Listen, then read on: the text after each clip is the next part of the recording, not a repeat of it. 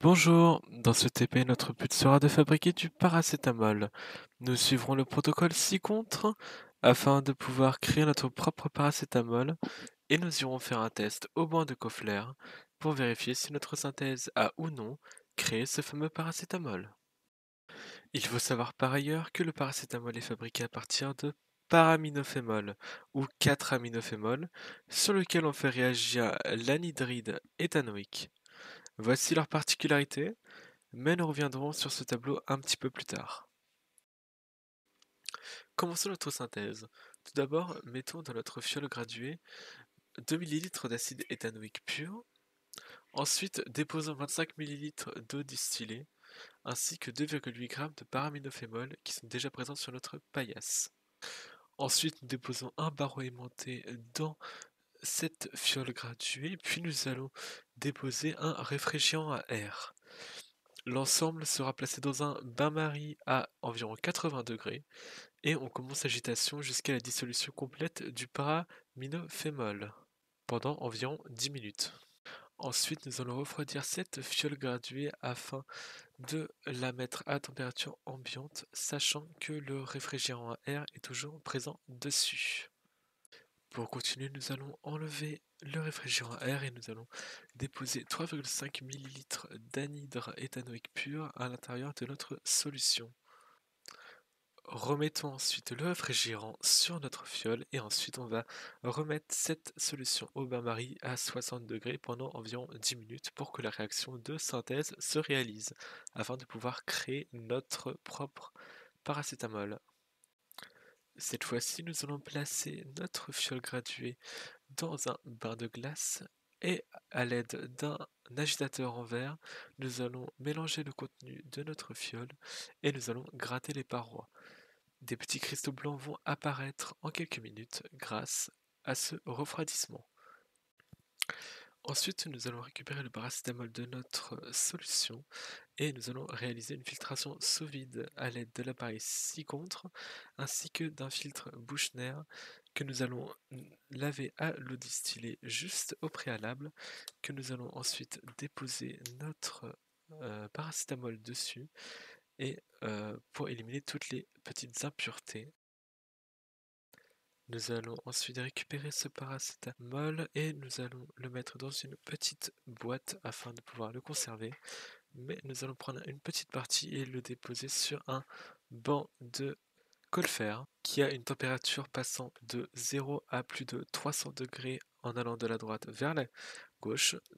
Ce que nous allons faire, c'est que nous allons déposer notre petite partie de paracétamol tout à droite à 0 degré et nous allons glisser notre bout de paracétamol en faisant bien sûr augmenter la température grâce au banc afin de connaître la température de fusion de notre paracétamol pour savoir s'il est ou non bon pour la consommation. Tout en réutilisant le tableau précédent, nous allons voir que le paracétamol a une température de fusion de 170 degrés et étant donné que la nôtre a une température de fusion de 170 degrés également, nous pouvons conclure que notre paracétamol est bon.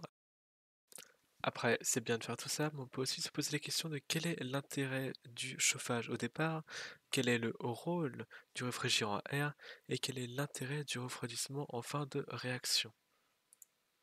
Le réchauffement au départ sert au paraminophémol à pouvoir se mélanger étant donné qu'il est très peu soluble à froid. Le tableau ci avant nous le montrait.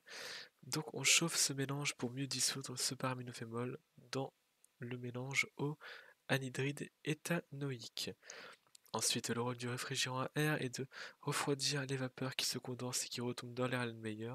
Ces vapeurs sont dangereuses pour nous, il est donc nécessaire de les empêcher de se répandre dans la pièce pour éviter de nous intoxiquer. Et cela permet aussi de ne pas perdre de réactifs, donc de pouvoir nous aider à créer un meilleur paracétamol. Et l'intérêt du refroidissement à la fin de la réaction est que vu que le paracétamol est peu soluble dans l'eau froide, ça le permet de cristalliser et du coup de le séparer de la solution. Nous pouvons dire que la fonction amine est remplacée par une fonction amide, le reste de la molécule n'est pas impacté par la réaction. Il s'agit donc d'une réaction de substitution. Pour le calcul de l'aminophémol, on utilise la fonction n est égal à m sur grand M, ce qui nous donne 2,8 divisé par 6 fois 12 plus 7 plus 14 plus 16, ce qui nous donne 2,8 divisé par 109. Au résultat, ça nous fait 2,57 fois 10 moins 2 mol. Quant à l'anhydride éthanoïque, on utilise la formule D est égal à P sur P de l'eau, ce qui nous donne 1,08 fois 1, ce qui nous donne 1,08 g par millilitre moins 1, car P de l'eau est égal à 1 g par millilitre moins 1. Ensuite, on utilise la formule M est égal à P fois V, ce qui nous donne 1,08 fois 3,5, ce qui nous donne 3,78. Formule N est égal à M sur grand M, ce qui nous donne 3,78 g, divisé par 4 fois 12 plus 6 plus 16 fois 3, ce qui nous donne 3,78 divisé par 102, ce qui nous donne en résultat 3,7 fois 10 moins 2 mol. Pour une synthèse optimale, on obtiendrait donc 2,57 fois 10 moins 2 mol de paracétamol, soit une masse de 3,88 g. Pour conclure, nous avions tout d'abord réalisé une transformation du paraminophémol et de l'anhydride éthanoïque en paracétamol. Ensuite, nous avions réalisé un traitement en faisant cristalliser le paracétamol via un refroidissement au bain-marie. Enfin, nous avons déposé notre paracétamol sur un banc de colle-fer pour déterminer la température de fusion de notre paracétamol. Enfin, nous avons observé que notre paracétamol obtenu a une température de fusion d'environ 170 degrés, ce qui correspond aux consignes de sécurité du paracétamol données dans ce TP.